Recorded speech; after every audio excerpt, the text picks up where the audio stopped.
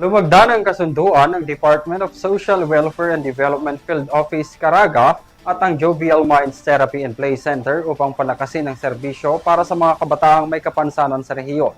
Ayon sa DSWD, layunin ng Memorandum of Agreement na mapabuti ang access sa mga batang may special needs sa therapy at iba pang intervention services.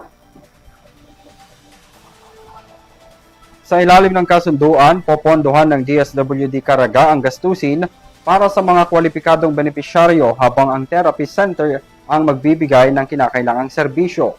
Bahagi ito ng pagsisikap ng DSWD na matiyak na makakatanggap ng sapat at angkop na suporta ang mga batang nangangailangan ng espesyal na pangangalaga. Ayon sa Caraga Regional Director, inaasahan nilang mas mapapalawak ang tulong sa mga bata sa pamamagitan ng naturang partnership.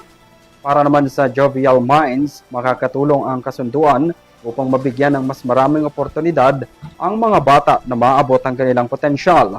Binigyang diin ng DSWD na mahalaga ang pakikipagtulungan sa iba't ibang sektor upang maisulong ang kapakanan ng mga vulnerable sector, lalo na ang mga bata.